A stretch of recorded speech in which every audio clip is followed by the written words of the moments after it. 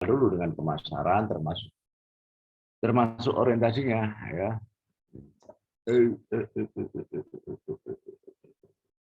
Oke.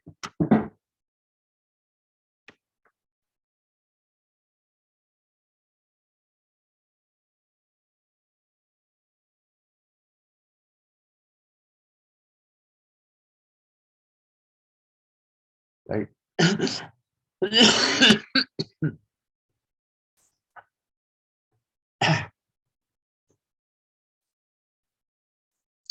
Baik, kalau kita bicara pemasaran, halo, bisa diterima ya suara saya?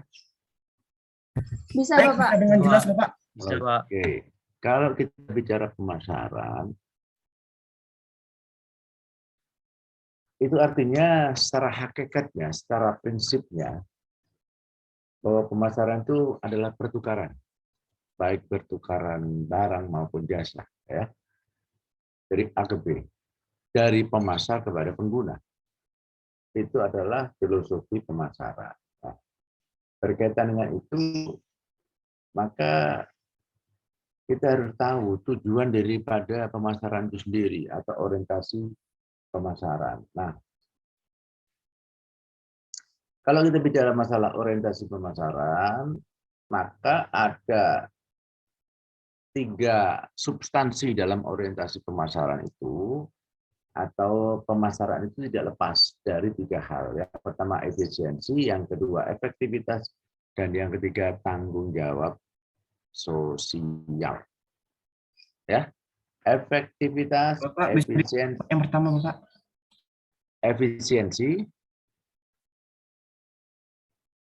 Yang pertama adalah efisiensi, yang kedua adalah efektivitas, dan yang ketiga tanggung jawab sosial. Itu ya. Itu adalah 3 pilar atau 3 hal yang tidak boleh dilepas dari suatu pemasaran. Ya. Nah, itu filosofi pemasaran. Sedangkan yang perlu Anda catat berikutnya adalah faktor-faktor yang terlibat dalam kegiatan pemasaran atau beberapa faktor dalam aplikasi adalah dalam kegiatan pemasaran, yaitu yang pertama Anda catat ya, beberapa faktor dalam kegiatan pemasaran. Yang pertama adalah produksi.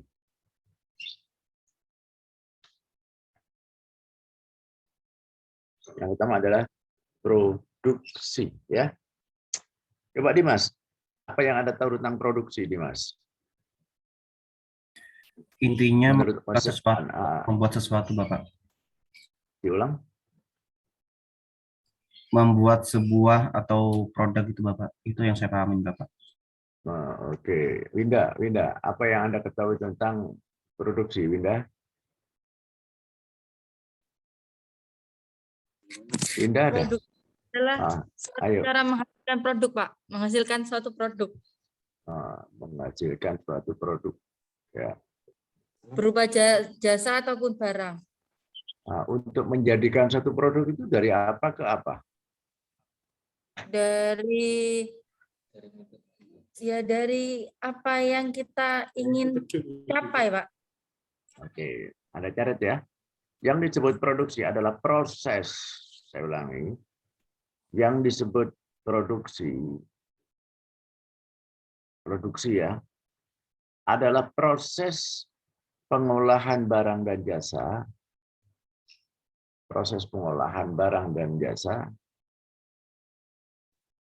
dari bahan baku menjadi setengah jadi,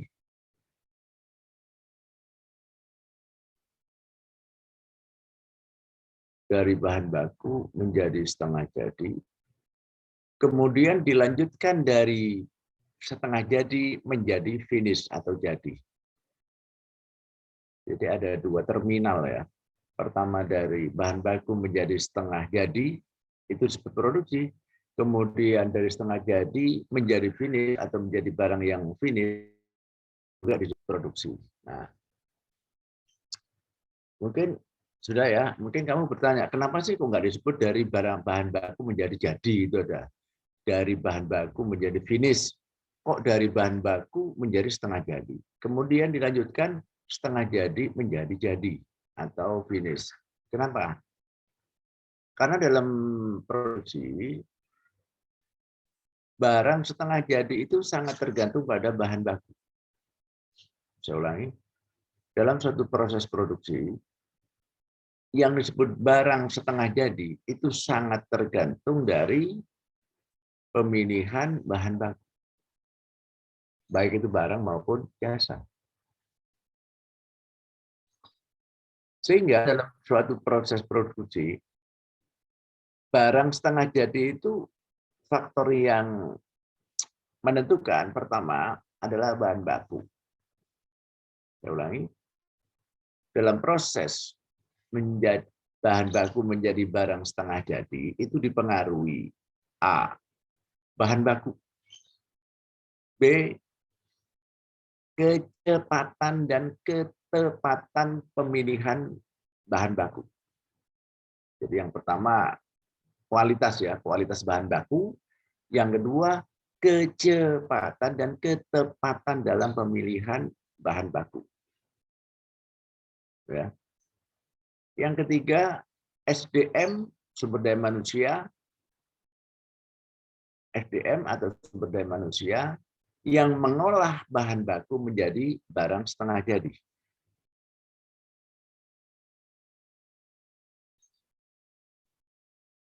Jadi SDM yang mengolah bahan baku menjadi barang setengah jadi. Ini sangat berpengaruh. Saya ulangi, sangat berpengaruh terhadap bagaimana kondisi barang setengah jadi itu.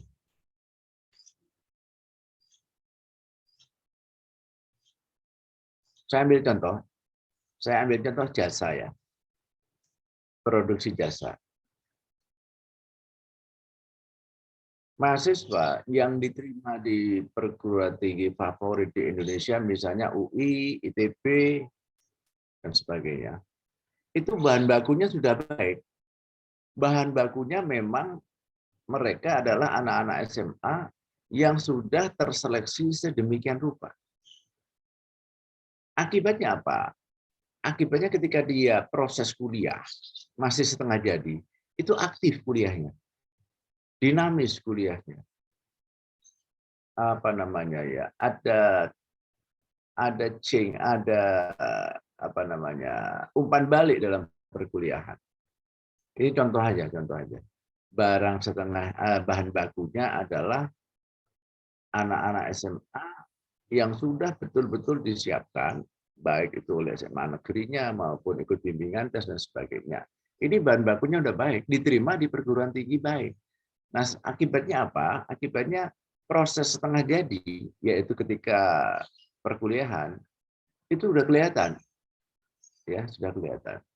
Nah, kemudian mereka diolah melalui kegiatan perkuliahan untuk menjadi barang siap pakai, alias menjadi sarjana.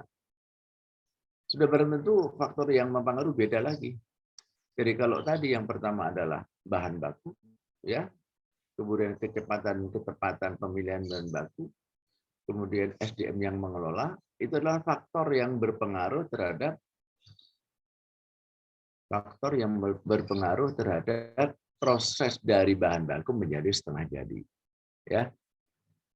Sedangkan sekarang apa saja proses yang mempengaruhi produksi dari barang setengah jadi menjadi bahan finish atau bahan jadi? Ada 3 faktor juga. Yang pertama adalah feedback, umpan balik. Feedback atau umpan balik. Yang kedua adalah operasional cost product atau cost product, biaya produksi. Cost product atau biaya produksi. Yang ketiga, rancangan marketing atau rancangan pemasaran. Rancangan pemasaran. Ini 3 faktor. 3 faktor inilah yang akan mempengaruhi bagaimana kualitas bahan jadi atau kualitas barang finishing yang berasal dari barang setengah jadi. Dipengaruhi 3 hal ini. Ya. Bisa diterima penjelasan saya? Halo? Bisa, Bapak. Jadi, oke, salah satu contoh cost product. Ya. Dikatakan setengah jadi menjadi jadi itu dipengaruhi cost product. Saya ambil contoh lagi jasa tadi ya, mahasiswa ya. Mahasiswa itu ketika sudah menjadi mahasiswa dan hampir masuk pada semester akhir, itu butuh biaya tinggi. Ada biaya skripsi, biaya KKN, biaya penelitian, dan sebagainya. Dan ini sangat mempengaruhi kualitas daripada mahasiswa itu ketika dilantik atau ketika diwisuda menjadi sarjana dengan IPK tinggi. Itu contoh aja. Kalau ini untuk barang yang untuk jasa. Untuk barang misalnya, kita sama-sama tahu ya bahwa contoh aja. Anda tahu mobil Hyundai ya? Hyundai itu buatan Korea. Hyundai yang dikirim ke Timur Tengah, ke Saudi Arabia, ke Mekah, Madinah, beda dengan Hyundai yang dikirim ke Indonesia. Kenapa? Prosesnya, proses dari setengah jadi menjadi barang jadi, itu memang lebih banyak biaya yang dikeluarkan untuk Hyundai yang diekspor ke Timur Tengah daripada yang diekspor ke Indonesia dari Korea. Ya. Ini contoh aja. Nah, dari sini jelas bahwa cost produk, biaya produksi, cost produk atau biaya produksi itu berpengaruh terhadap kualitas barang akhir atau barang finishing atau barang jadi. Ya.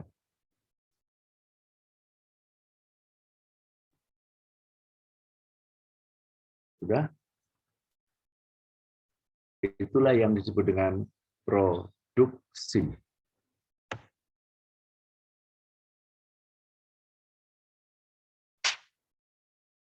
Ada pertanyaan? Silakan saya buka sebelum menginjak faktor yang kedua. Alhamdulillah. Silakan kalau ada pertanyaan. Saya tidak ada, Bapak. Yuk, nggak ada pertanyaan. Sekarang faktor yang kedua. Jadi saya ulangi ya. Bahwa kegiatan pemasaran dipengaruhi oleh yang pertama produksi tadi itu. Sekarang yang kedua disebut faktor yang kedua adalah produk. Jadi kalau yang pertama produksi, yang kedua adalah produk.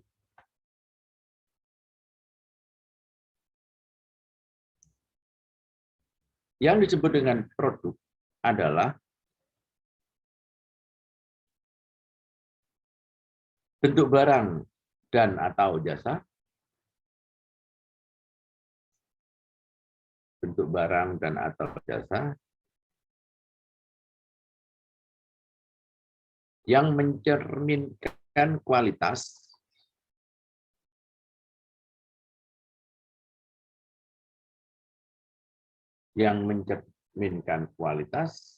sehingga harus disesuaikan atau dikembangkan dengan permintaan, harus disesuaikan atau dikembangkan sesuai dengan permintaan konsumen. Sesuai dengan permintaan atau sesuai dengan yang dibutuhkan oleh konsumen.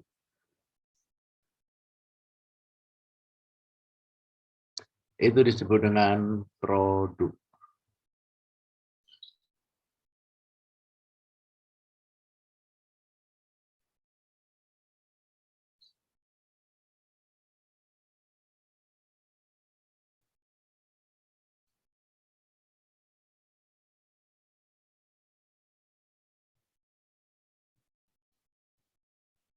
Sudah? Jadi kata kuncinya dari produk itu tergantung pada konsumen. Ya. Apabila konsumen dinamis, apabila permintaan konsumen itu bervariasi, maka produk ini akan berubah. Artinya apa?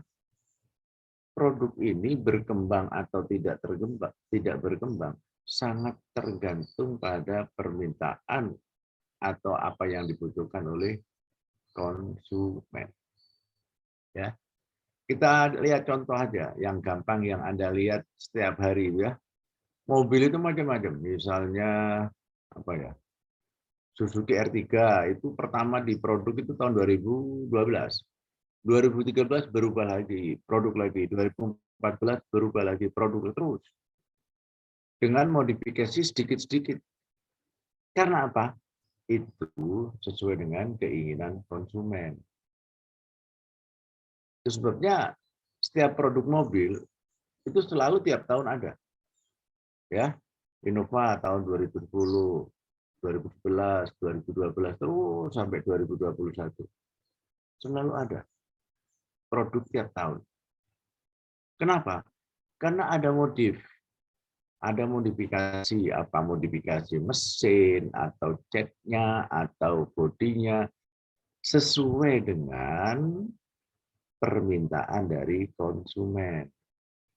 Ya. Bagaimana caranya untuk mengetahui permintaan konsumen? Perusahaan besar itu biasanya membuat survei, membuat sigi, membuat survei di lapangan.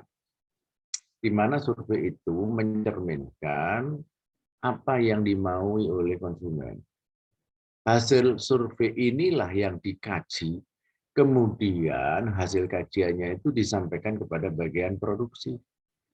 Sehingga produksi mobil tahun ini dengan tahun 20 beda. Atau sama, ada perbedaan sedikit. Ya. Itu sebabnya ada perubahan, ada diversifikasi atau pengembangan produk dari tahun ke tahun. Bisa jadi pengembangan itu tidak dalam bentuk modif bentuk, tetapi dalam bentuk jumlah.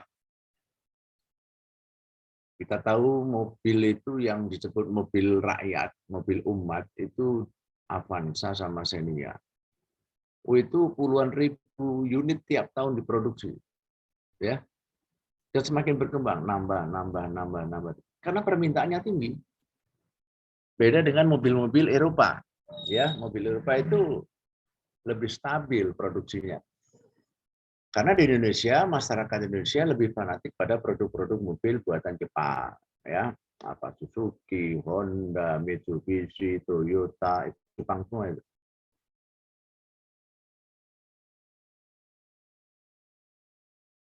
Itu contohnya.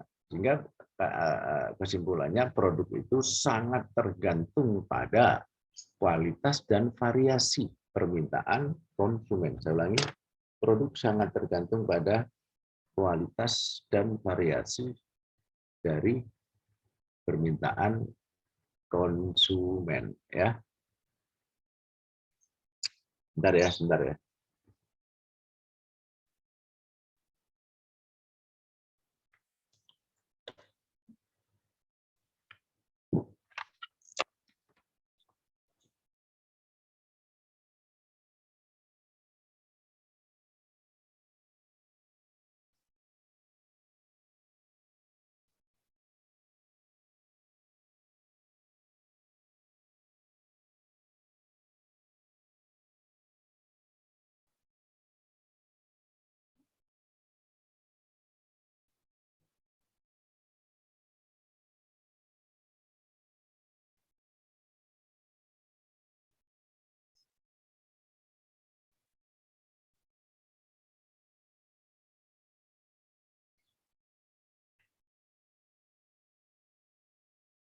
Saya izin tanya, Pak.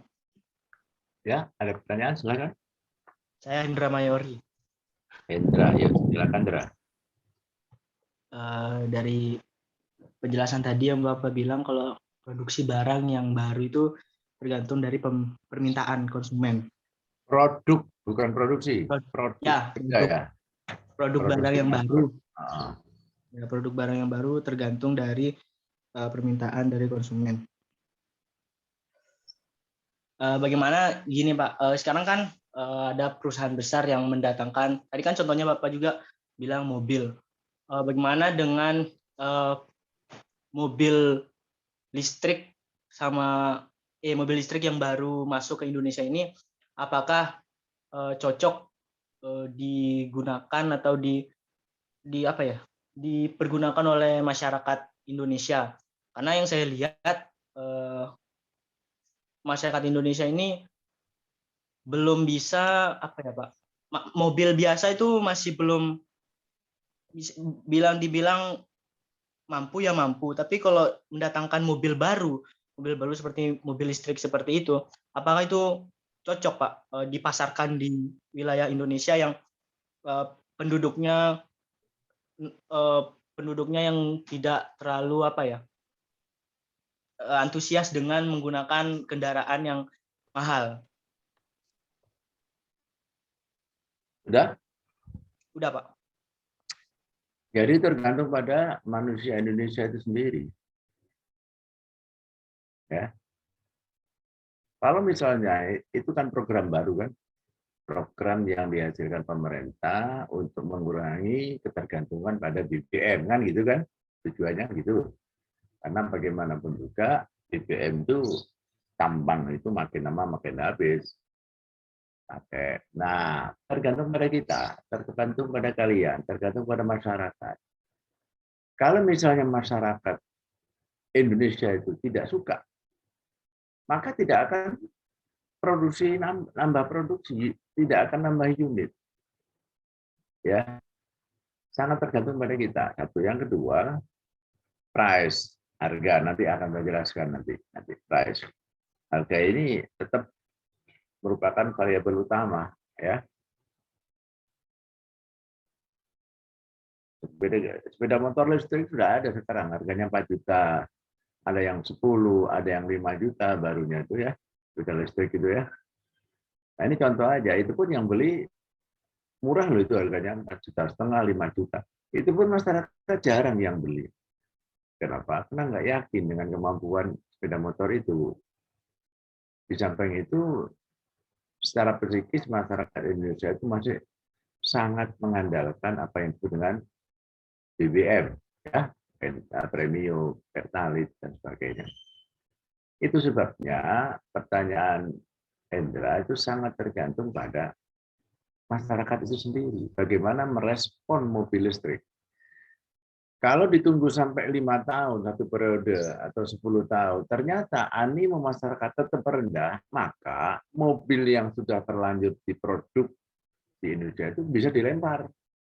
Bisa diekspor ke luar dengan sudah barang itu dengan modifikasi tertentu.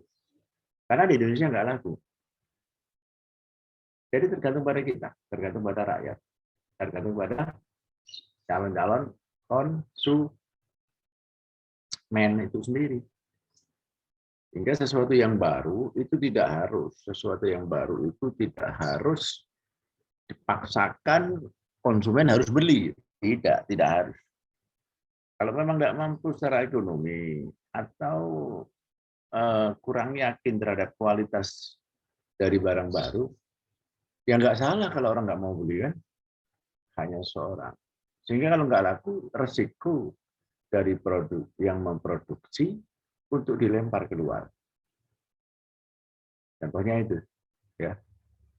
Banyak contoh-contoh lagi, misalnya apa ya?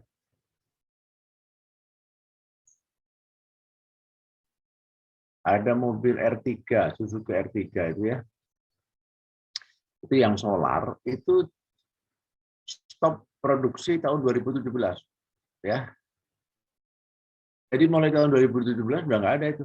18 nggak ada. Sudah 3 tahun off R3 yang solar itu. Kenapa? Karena rendah. Daya beli masyarakat rendah. Yang tinggi itu R3 yang bensin, sehingga R3 yang bensin digenjot. Yang solar sudah nggak produk lagi. Contoh kecil itu. Ya, banyak itu mobil-mobil yang sebetulnya pernah booming, tapi pada waktu tertentu dia menstop, memberhentikan produksi karena daya beli masyarakat yang rendah terhadap produk mobil tersebut. Itu ya, siapa? Hendra ya. Jadi tergantung, jawaban saya tergantung pada sikap masyarakat. Ya. Nah, sikap masyarakat itu banyak faktor, banyak variabel. Saya ulangi, sikap masyarakat, respon masyarakat terhadap barang dan jasa itu banyak hal. banyak variabel yang menentukan ya. Baik, itu ya. Kemudian Ya, yang Pak. ketiga Coba. jelas ya Hendra ya. Sudah Jelas, Pak, Hendra? jelas. Oke. Ya, Pak. Yang lain ada pertanyaan? Masih produk ini. Tidak, Pak. Kalau nggak ada saya lanjutkan. Unsur yang ketiga adalah penjualan.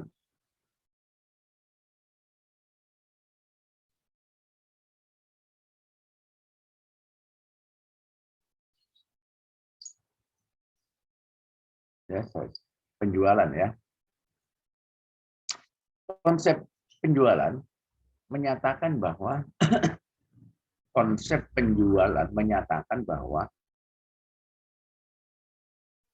konsumen apabila tidak didekati secara agresif,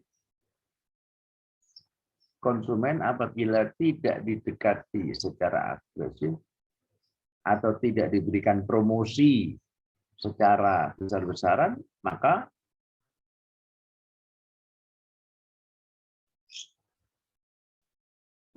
tingkat kebutuhan konsumen tersebut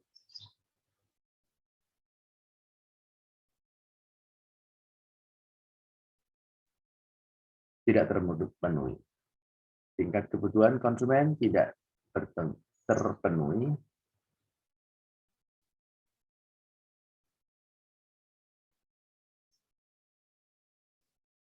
karena pada prinsipnya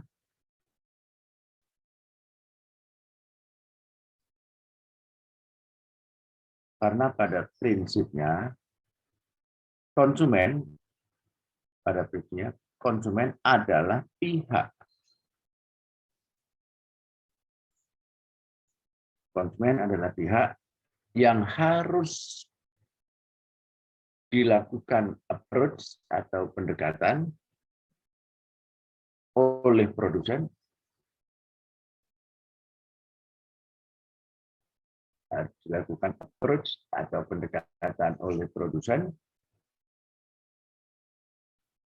agar terangsang untuk melakukan pembelian.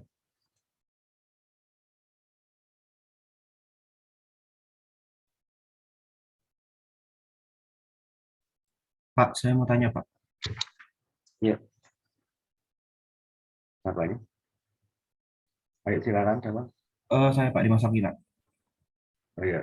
Di poin ketiga tentang penjualan kan mengatakan bahwa harus agresif dalam memberikan promosi secara besar-besaran untuk memenuhi kebutuhan. Ya. Banyak kasus di Jember Kota dan daerah kampus-kampus itu kan sedang banyak harga-harga pasar yang sudah rusak, Bapak, ya, dari harga normal. Nah, apakah juga merupakan sebuah tantangan tersendiri untuk kita memberikan promosi tapi dengan harga yang sehat, Bapak? Baik. Itu kasus bahwa fenomena sekarang ini adalah fenomena global ya. Dan itu saya ulangi, fenomena penjualan saat ini adalah fenomena global dan itu tantangan bagi tim marketing. Kenapa? Banyak toko-toko bangkrut. Ya. Karena apa? Penjualan lebih murah lewat online. Ini masalah. Kebebasan dalam penggunaan IT ternyata belum disikapi secara aktif oleh pihak penjual. Pihak penjual masih menggunakan cara-cara konvensi. Apa cara konvensional itu? Cara konvensional itu pembeli, pengguna, atau konsumen disuruh datang ke produsen. Itu cara lama. Anda datang ke toko sepatu, itu cara lama. Anda datang ke toko laptop, cara lama. Cara baru adalah produk mengejar konsumen.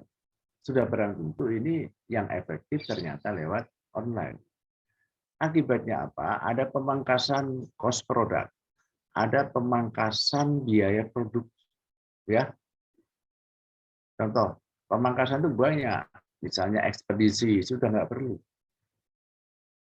Sekarang, toko tidak perlu mengeluarkan biaya ekspedisi. Biaya ekspedisi ada dua cara.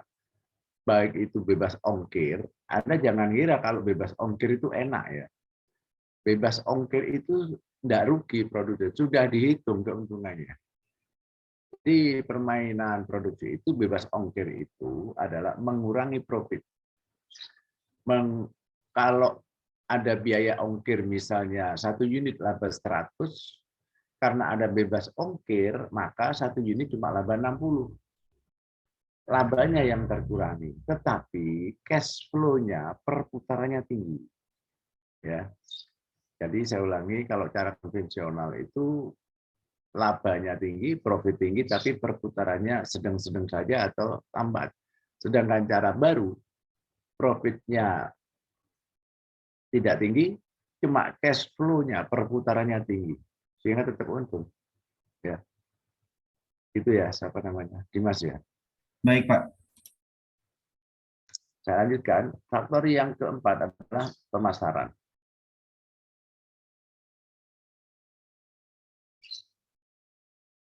Saya berikan penjelasan pemasaran. Konsep pemasaran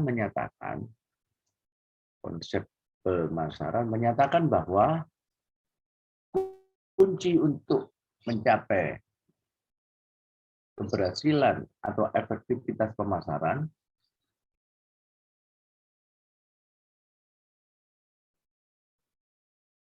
adalah, saya ulangi, kunci untuk mencapai keberhasilan atau efektivitas pemasaran adalah menjemput bola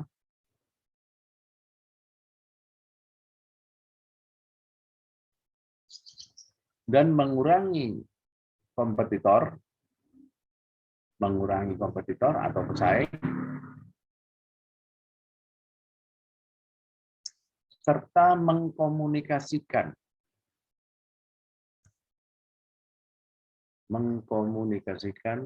nilai-nilai produk barang dan jasa,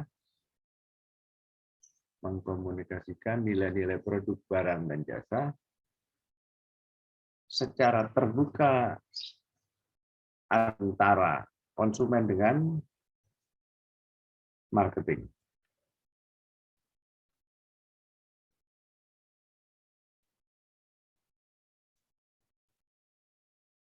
Antara konsumen dengan marketing atau pihak pemasar ya.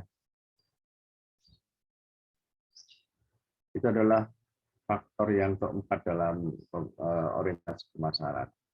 Nah, saya jelaskan di sini, ini tantangan bagi pihak produsen ya. Bagaimana pasca transaksi itu tetap ada komunikasi dengan user, dengan konsumen.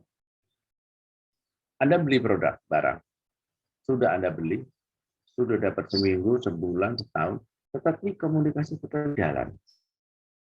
Biasanya ini ada di toko-toko tertentu. Dan itu sangat menyentuh. Contoh, saya itu kalau beli kacamata ada di 2 toko, di Duta Lensa atau di Istana Optical. Nah, dia setiap saya hari raya, dia kirim ya. Setiap hari kan saya, dia ngucapin, selamat ulang tahun Pak Tamrin, gini. Kemudian dia tanyakan, bagaimana Pak kacamatanya yang Bapak beli dulu, apa tidak ada gangguan? Ini adalah bentuk komunikasi. Akibatnya saya sebagai konsumen, ada ikatan moral dengan 2 toko ini. Dan sulit pindah ke toko lain. Karena pasca transaksi, saya masih diajak komunikasi. Bagaimana mata Bapak, apa tidak ada kelainan, bagaimana kacamata Bapak, apa sudah waktunya ganti. Itu ditanyain.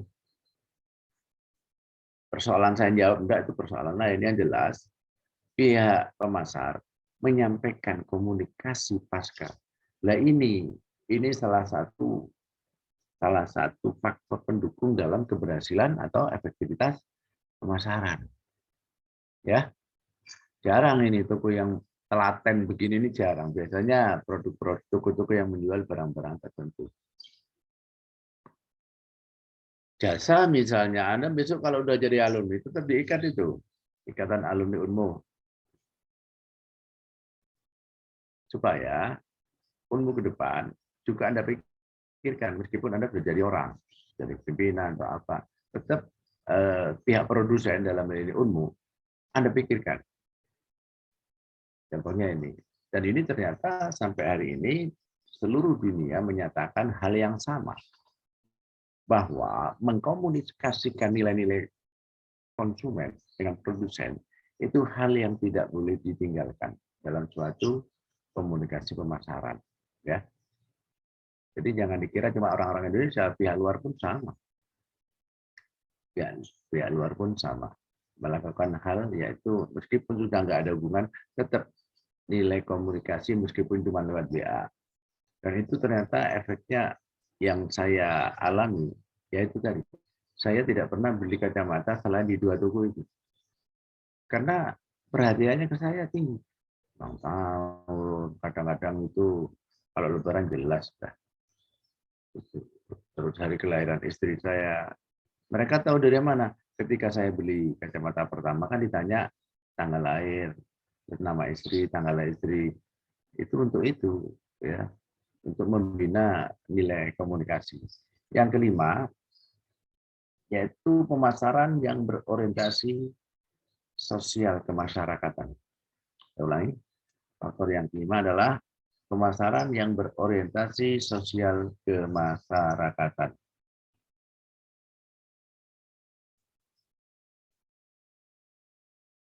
Saya jelaskan ya, konsep pemasaran yang berorientasi sosial kemasyarakatan, konsep pemasaran yang berorientasi sosial kemasyarakatan, menyatakan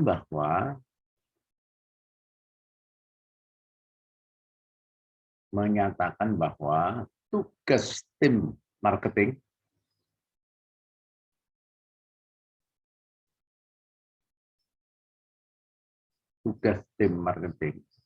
pada prinsipnya adalah menentukan kebutuhan, keinginan, dan segala sesuatu yang dibutuhkan konsumen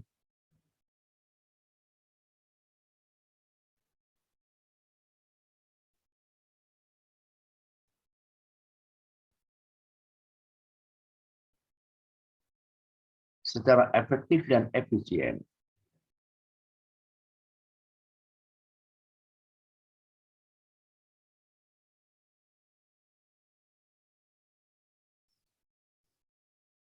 Jadi ini justru yang sangat maju, sangat berkembang dalam konteks pemasaran yang berorientasi ke masyarakat ini, bukan tim marketing yang konvensional, justru online. Anda bisa lihat di online itu, semua kebutuhan disuguhkan kepada Anda lewat HP Anda. Artinya, tim marketing dari pihak Shopee, Lazada, macam-macam itu ya, itu seakan-akan mengarahkan, menggiring Anda, menggiring mindset Anda untuk ingat pada kebutuhan Anda sendiri. Dihadirkan setrika, dihadirkan baju, dihadirkan sepatu, dihadirkan celana, HP, macam-macam itu. Ini adalah cara pihak marketing dalam hal ini online untuk menjawab, untuk mengingatkan kebutuhan Anda. Di mana hal itu dilakukan secara efektif dan efisien dengan harga yang lebih murah. Sekali lagi, ini adalah risiko dampak dari globalisasi IT yang belum disikapi oleh toko-toko atau tim marketing konvensional. Ya. Nah, sekarang sudah dengan era seperti ini, Anda cukup WA aja. Kalaupun Anda punya toko besar, Anda tidak perlu order sekian-sekian, tidak perlu. Anda cukup tanya, bagaimana harga sekarang, sama enggak? Sama misalnya. Kirim 1 truk, kirim cuma gitu doang. Dan itu Anda tidak lewat distributor. Kenapa? Anda bisa langsung pada produsen. Ingat ya, barang nyampe ke tangan Anda itu melalui rantai marketing. Saya ulangi, barang itu bisa nyampe ke tangan konsumen setelah melalui rantai marketing. Apa rantai marketing? Pertama, rantai marketing adalah produsen yang memproduksi. Mulai barang bahan baku menjadi setengah jadi, dari setengah jadi, menjadi finish, itu adalah produsen. Dari produsen dilempar kepada distributor. Dari distributor dilempar kepada agen. Dari agen dilempar kepada subagen. Dari subagen dilempar ke toko. Dari toko dilempar ke Anda.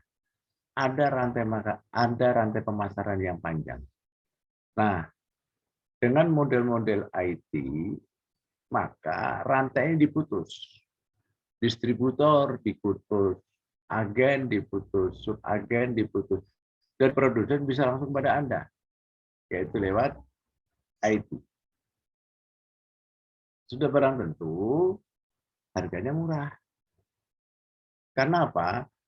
Kos atau biaya rantai pemasaran bisa diefektifkan. Ya. Sudah? Ada pertanyaan? Silakan. Itulah 5. Ya, ada 5 ya. Jadi kalau kita bicara orientasi pemasaran, maka ada 5 faktor sebagai rujukan dari orientasi pemasaran tersebut. Saya Pak mau tanya Pak. Ya, silakan. Kalau untuk metode pemasaran ya Pak, kalau bergantung pada prinsip-prinsip ini atau konsep ini, apakah kita masih mungkin gitu Pak, membalikkan harga pasar menjadi sehat kembali Bapak dalam masa-masa sekarang? Masa sekarang itu masuk masa apa? Ya Masuk kayak di masa masa sekarang. harga pasar sudah mulai rusak Bapak, terutama di daerah-daerah Jember Kota gitu. Anda dari mana mengatakan rusak? Karena saya punya teman Bapak ya, punya teman yang sedang buka toko gitu Bapak. Aduh, sebentar. Oh ya. Nah, dia bilang seperti ini Bapak, harga pasar sekarang sudah mulai rusak. Di sisi lain mereka memberikan harga yang murah, tapi tidak memberikan pelayanan gitu. Tanpa pelayanan memberikan yang murah, tanpa mikir profit atau biaya operasional yang lainnya. Sedangkan kita-kita yang sedang berjuang merintis dan mempertahankan profitnya kita, bisa kalah saing dengan harga pasar yang serusak gitu. Ya, jadi gini, ini bukan kurang tepat kalau dikatakan rusak. Ini adalah resiko dari kompetisi, resiko persaingan. Ya, resiko persaingan. Jadi kalau teman Anda itu kasih model konvensional, contoh ya, contoh kecil kan. Anda ngerti Wilijo ya? Tahu Wilijo? Orang jualan sayur gitu loh. Tiap Siapa? pagi keliling. Tahu kan? Iya Pak. Itu sekarang udah pakai HP. Jadi malam ibu rumah tangga kirim ke WA, tolong besok diantar ini. Ibu rumah tangga sebelahnya juga sama.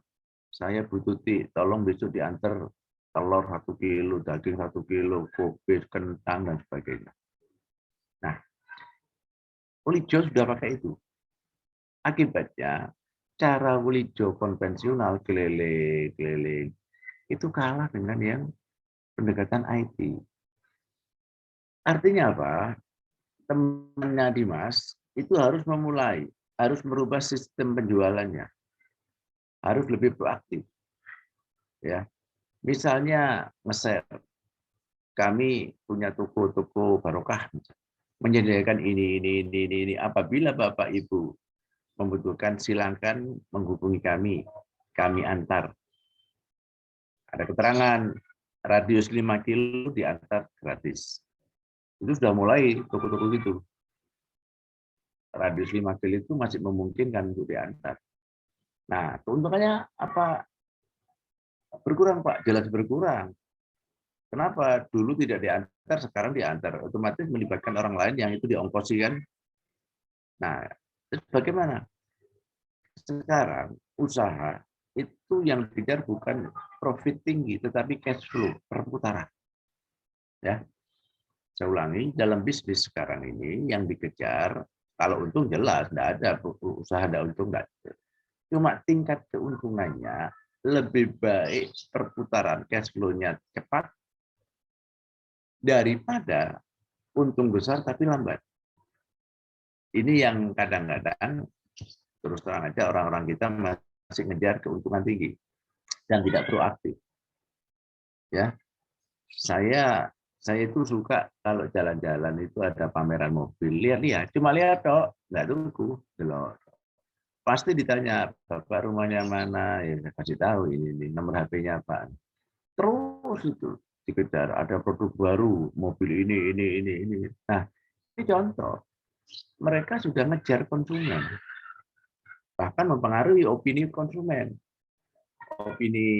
Makanya dikatakan dalam konsep pemasaran itu ya, bahwa pihak pemasar itu berkecenderungan memenuhi kebutuhan dan keinginan konsumen. Dengan cara apa? Dengan cara mengejar terus, menghadirkan opsi-opsi pilihan-pilihan barang kepada calon konsumen. Meskipun calon konsumen tidak beli, dihadirkan terus lewat WA. Ini adalah mempengaruhi atau brainstorming, mencuci otak ya, mempengaruhi mindset konsumen untuk tertarik kepada produk. Sehingga jawaban saya, temannya Dimas itu harus merubah pola penjualan, harus lebih proaktif. Dan itu bukan tidak bisa dikatakan harga itu rusak. Misalnya harga barang itu temanmu ya, pulaannya Rp100. Loh kok ada orang jual 100, gitu kan, Mas Dimas? Kan berarti nggak laba, ini rusak ini. Padahal saya jual 120, cuma laba Rp20. Kenapa ada orang kok jual 100? Nah, itu harus dirubah. Teman Anda, pulaannya jangan ke tangan keberapa. Bisa jadi temanmu itu kulaknya ke subagen atau ke agen. Sedangkan pesaingnya kulaknya langsung pabrik atau ke distributor. Sudah barang itu agak murah, ya. Jadi di situ pola permainannya harus jeli, di mana saya bisa kulaan dengan harganya serendah mungkin. Yang kedua, target bukan banyaknya keuntungan, tetapi percepatan perputaran barang. Laba 100 tapi sebulan sekali baru laku, mending laba 50. Tetapi tiap hari ada orang beli.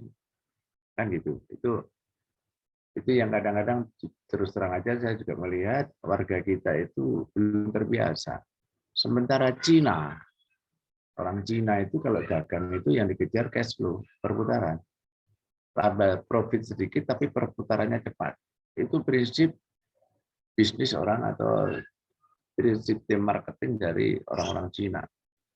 Sementara orang-orang kita ngejarnya itu keuntungan, yang kedua kurang menjemput bola. Itu masalah utamanya di situ. Padahal untuk menjemput bola tidak harus tinggi, tidak. Lewat HP murah meriah.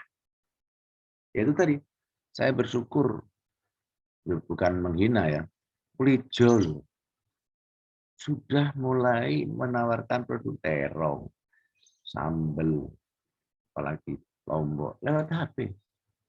Sehingga pagi itu hijau itu nggak usah nyunggi apa itu tempeh keliling, nggak usah.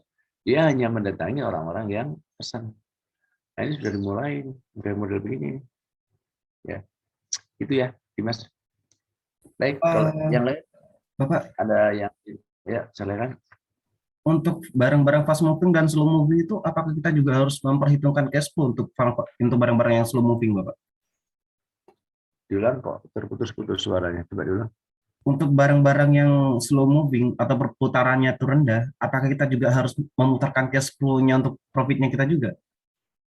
Nah, baik, untuk barang-barang contohnya rumah misalnya ya, itu perputarannya rendah kan. Perumahan, kemudian apalagi yang barang-barang mahal itu memang perputarannya rendah. Karena apa? Itu tergantung pada ekonomi makro. Sekarang ini ya, dampak dari COVID. Jadi meskipun sudah level 1, dampaknya itu masih level 10 itu. Kenapa? Cash flow bisnis itu hancur sekarang. Terutama produk-produk barang yang economic high, biaya tinggi, rumah misalnya. Sudah ratusan pengembang gulung tikar itu. Ratusan pengembang gulung tikar. Ya. Kos-kosan itu sekarang sudah murah sekali. Ada orang punya kamar 20 di daerah kampus itu. Kamarnya 20 cuma ditawarkan 1 M. Coba bayangkan. Kamar 20 cuma 1 M, bangunnya aja lebih. Karena udah hampir 2 tahun, temboknya lumutan. Kenapa lumutan? Nggak ada orang, nggak ada mahasiswa. Gitu kan? Ada 13 kamar di daerah Maastricht itu. Cuma dijual 650. 13 kamar, ada ruang tamu. Karena itu rumputnya 1 meter, temboknya lumutan.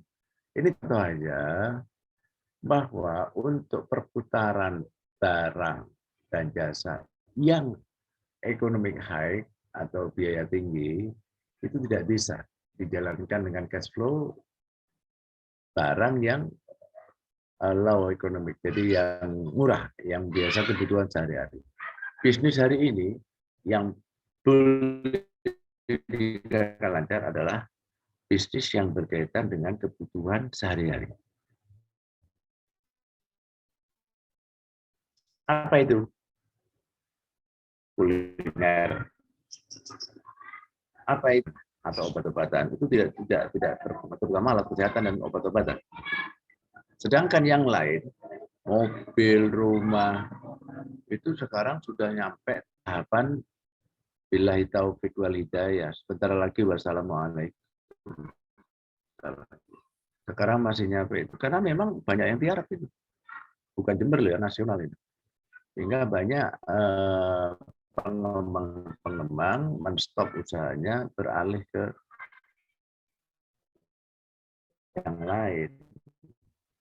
Jadi untuk hal-hal barang-barang itu kebutuhan konsumennya kan juga spesifik, ya kan?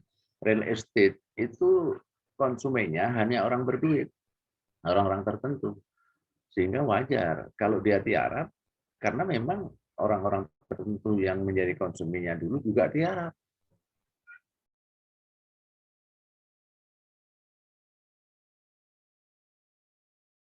Sehingga kembali ke pertanyaannya Anda, ekonomi makro. Jadi begini ya, saya jelaskan. Kalau kita bicara ekonomi makro ya, ekonomi global, itu penyangganya adalah pelaku ekonomi mikro. Ada pelaku atau penyangga dari ekonomi makro itu beberapa hal. Yang pertama ekonomi mikro. Apa yang berhubungan dengan ekonomi rakyat? Yang kedua kebijakan pemerintah.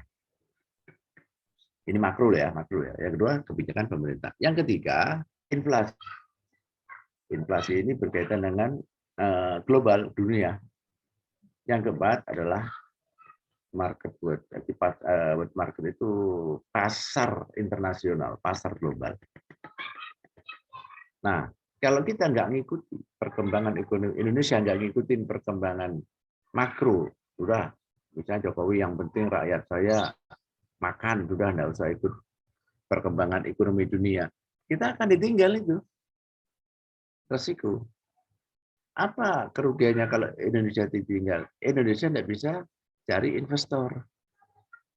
Di situ.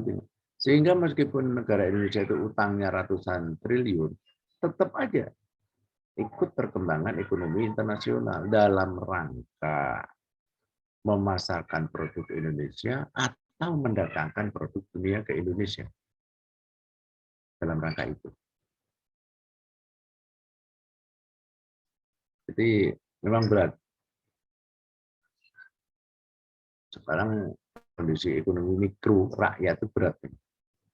Kondisi ekonomi makro sama. Lagi lesu. Pemerintah menghadirkan angka-angka itu.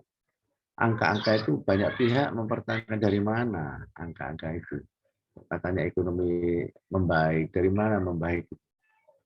Itu banyak pihak yang mempertanyakan baik dari lembaga ekonomi UI atau NGO dunia itu mempertanyakan.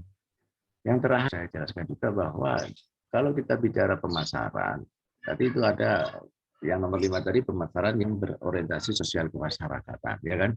Dalam marketing produk barang maupun jasa harus ada aspek sosial kemasyarakatan, harus ada. Ya, badan usaha milik negara itu diberlakukan undang-undang CSR. 5% keuntungannya harus disumbangkan kepada aktivitas sosial melalui Kementerian BUMN. Ya, sehingga semua BUMN itu terkena undang-undang, di mana undang-undangnya mengatakan 5% dari keuntungan harus setor ke BUMN untuk kepentingan masyarakat, sosial kemasyarakatan. Untuk apa? Membantu masjid, musola, anak yatim, gereja, pura, dan sebagainya. Itu undang-undang itu. Jadi Telkom misalnya, Pertamina misalnya, dan semua BUMN itu disinilah letak dari marketing sebagai organisasi yang berorientasi sosial kemasyarakatan, ya, sosial kemasyarakatan. Yang nakal itu adalah pengusaha-pengusaha yang bukan BUMN, bukan milik negara, milik swasta, itu nggak ada undang-undang itu. Mereka cuma bayar pajak doang. Dia bayar pajak selesai. Sedangkan BUMN bayar pajak masih plus CSR 5% tadi itu, ya. Itu ya, siapa namanya? Dimas. Yang lain Siap, Pak. Sana. silakan. Terima kasih, Pak.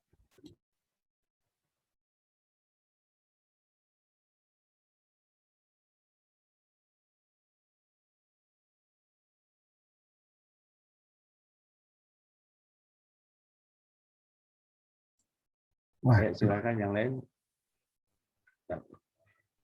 Pak, sinyalnya sehat, Pak.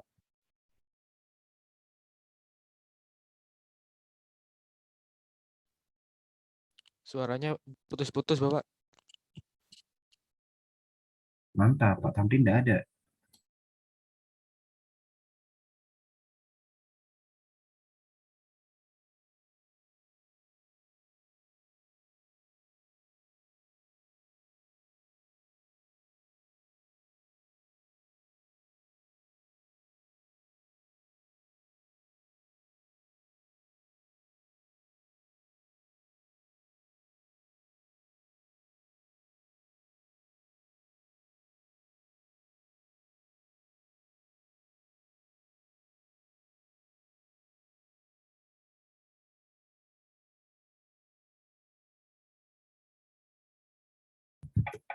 Pak Tamrin.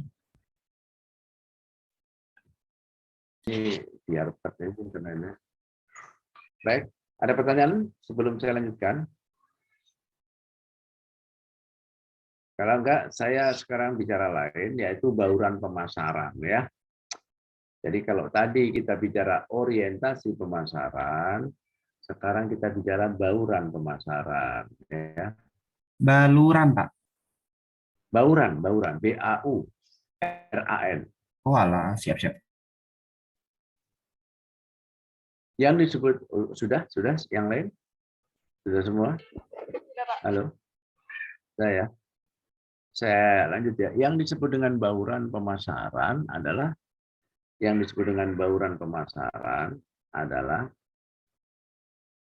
sekumpulan alat pemasaran. Jadi bauran pemasaran itu adalah sekumpulan alat pemasaran yang dapat digunakan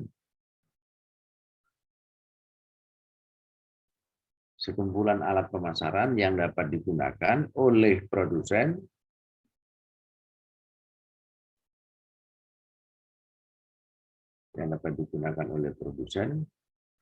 untuk mencapai tujuan pemasarannya.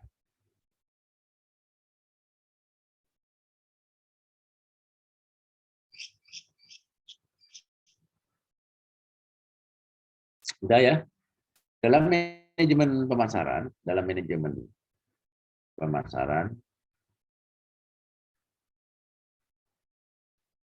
Dalam manajemen pemasaran dikenal adanya 4 strategi pemasaran. Dikenal adanya 4 strategi pemasaran yang disebut dengan 4P. P pertama produk, P kedua place atau tempat atau distribusi. Saya ulangi, P yang kedua place yaitu tempat atau distribusi.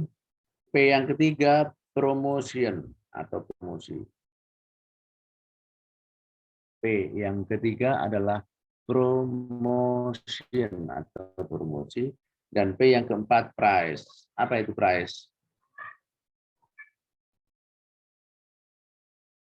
Price itu harga.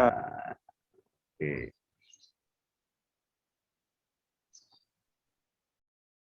Itu dalam strategi pemasaran. Ya. Sedangkan dalam bauran pemasaran, saya ulangi, sedangkan dalam bauran pemasaran dikenal istilah 7P. Dikenal ada 7P, yaitu 4P.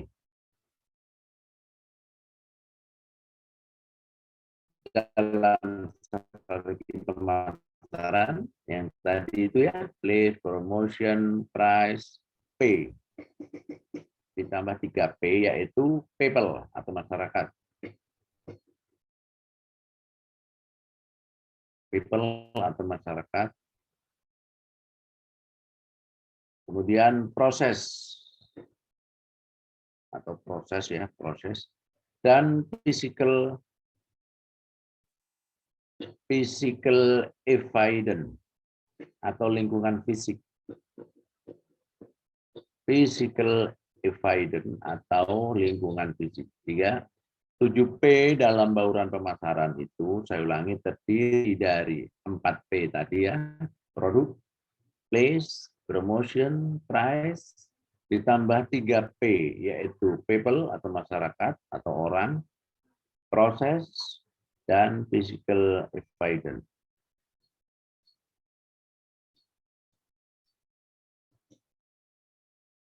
Ya? Sudah, Pak. Saya lanjutkan. Secara garis besar,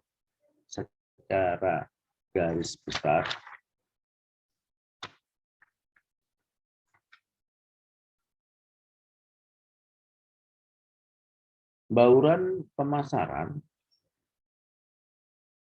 secara garis besar, bauran pemasaran dipengaruhi oleh 4 komponen utama. Dipengaruhi oleh 4 komponen utama, yaitu yang pertama produk.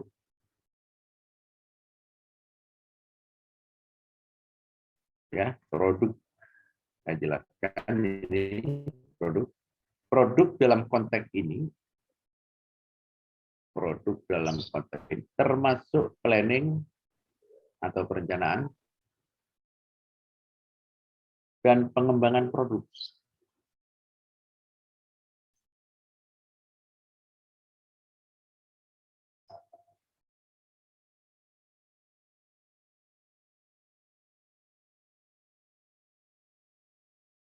Jadi kalau kita bicara produk dalam konteks ini termasuk pengembangan.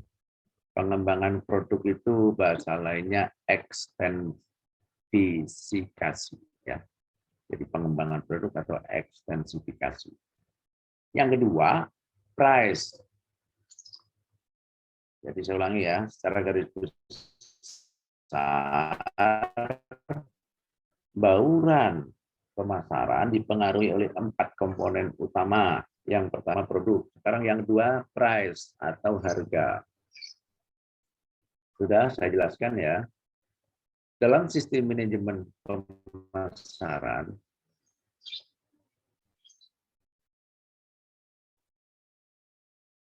dinyatakan bahwa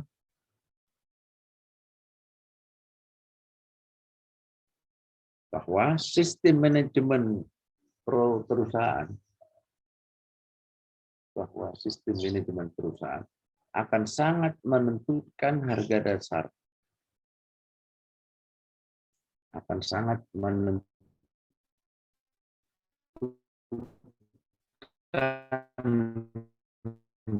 harga dasar atau jasa. Mohon maaf Bapak, suaranya putus-putus punya Pak Tamrin. Bentar, error. Halo, ini jelas? Jelas, barusan mungkin sinyal Bapak putus-putus soalnya. Oh iya, ya. Sekarang ini jelas ya? Saya ulang ya? Jelas. Saya ulang ya. Dalam suatu manajemen perusahaan dinyatakan bahwa sistem manajemen perusahaan akan menentukan harga dasar yang tepat bagi suatu produk, barang, atau jasa.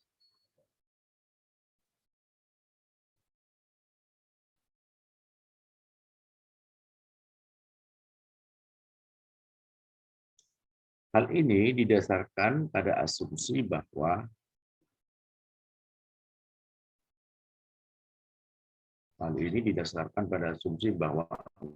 manajemen perusahaan harus menyentuh strategi pemasaran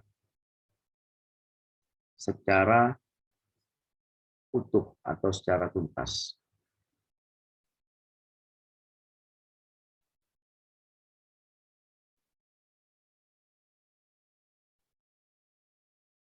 Harus menyentuh strategi pemasaran secara utuh atau tuntas, ya. Jadi perusahaan itu yang benar adalah perusahaan yang memproses produk, baik itu barang maupun jasa, mulai bahan baku menjadi setengah jadi, dari setengah jadi menjadi barang finish atau barang siap pakai atau barang jadi, dari barang jadi memproses untuk pasar. Kalau kita bicara pasar, jangan diasumsikan pasar itu seperti pasar Tanjung, tidak. Tapi definisi pasar adalah terjadinya transaksi, yaitu pelepasan hak dengan korbanan tertentu. Saya ulangi, pasar itu adalah proses pelepasan hak milik seseorang yang diimbangi dengan korbanan tertentu. Itu definisi pasar dalam ilmu marketing, ya. Saya pernah menceritakan pada kalian, misalnya saya lagi naik mobil, ditelepon orang, Pak Tamrin, itu mobil yang satunya dijual berapa? 100 juta. Tawar-menawar akhirnya kena harga 9 juta. Oke Pak, 9 juta jadi Pak ya. Ya udah, Bapak datang aja ke rumah saya. Ambil itu mobil kalau Bapak udah lunasin. Sambil nyetir, saya ditransfer uang 95 juta. Pak, saya sudah di rumah Bapak. Ini saya transfer ke rekening Bapak. Oke, saya tunggu. Masuk uang 9 juta. Saya telepon orang, udah Pak, uangnya Bapak udah masuk ke saya, silakan ambil itu mobil surat-suratnya. Nah, cerita ini pasarnya di mana? Coba, cerita saya ini pasarnya di mana? Apa di rumah saya? Enggak. Uang bayarnya saya sambil nyetir perjalanan Surabaya Semarang. Di mana pasarnya? Artinya pasar tidak selalu menunjukkan tempat, tetapi pasar itu yang jelas pelepasan hak dengan kurbanan tertentu. Ya, jadi pasar yang disebut pasar itu bisa dalam wujud tempat, tetapi bisa pula tidak berwujud tempat. Ya. Yang ketiga, yang ketiga adalah place atau distribusi atau tempat, ya. Yang dimaksud place di sini yaitu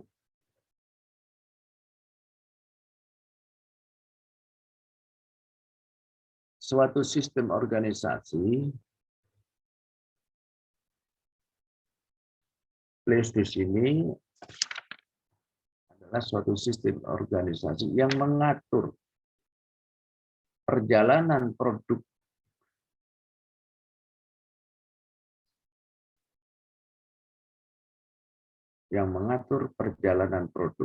dan pemindahan hak milik dengan kurbanan tertentu dan pemindahan hak milik dengan kurbanan tertentu dari produsen sampai konsumen.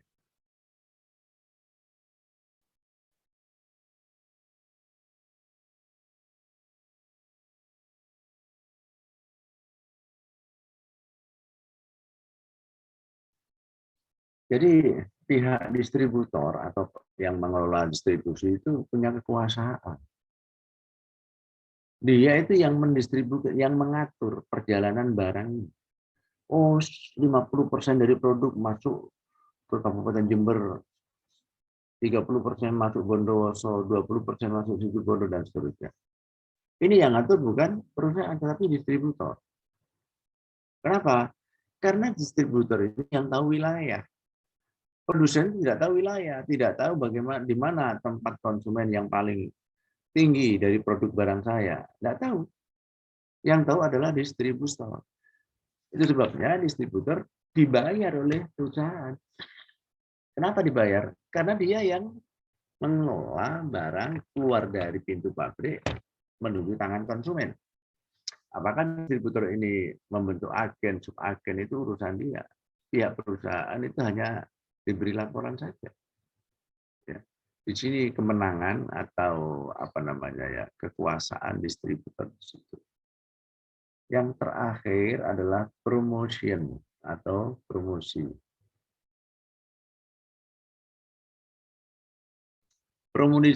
Promosi di sini tidak hanya membicarakan produk,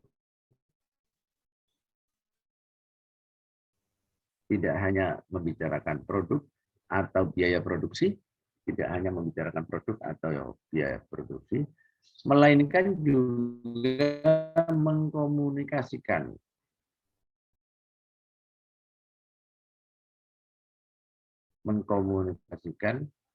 barang dan jasa yang diinginkan konsumen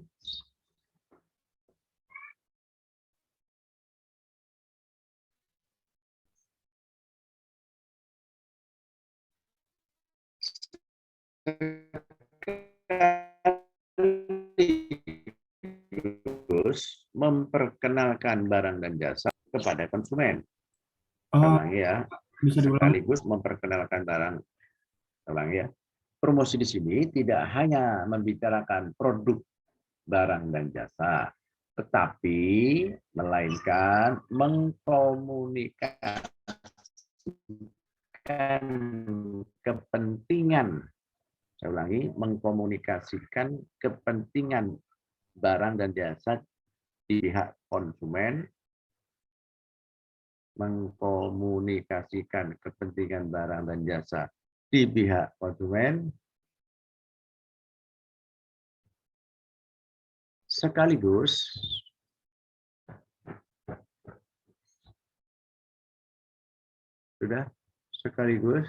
memperkenalkan produk baru kepada konsumen. Ya. Jadi begini, pihak promosi itu berat sebetulnya ya, bukan hanya cuap-cuap, enggak berat. Dia itu membuat survei, menentukan, ya, masyarakat Jember itu kesukaannya produk apa. Di samping memprediksi, membuat prediksi, juga memperkenalkan, menawarkan barang.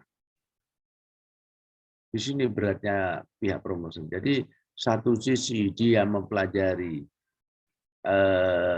kesukaan atau keinginan calon konsumen, sisi lain dia menawarkan produk barang dan jasa kepada konsumen tersebut. Kalau Anda lihat ada hiburan di alun-alun, promosi gudang garam, itu gampang itu. Itu hanya memperkenalkan produk baru atau mempengaruhi konsumen untuk beli rokok gudang garam, cuma itu doang. Yang paling sulit itu tim promosi yang berkaitan dengan survei. Dia akan cari data, apa kesukaan orang Jember terhadap jenis rokok itu apa. Bagaimana membuat saingan antara Cisamsu dengan gudang garam.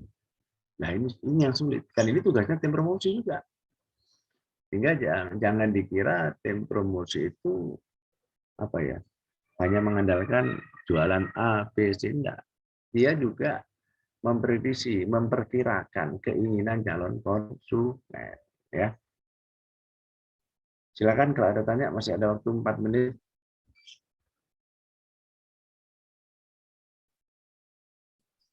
Bapak, Yuk, silakan. ini Bapak Ibu. saya mau konsultasi Bapak ya.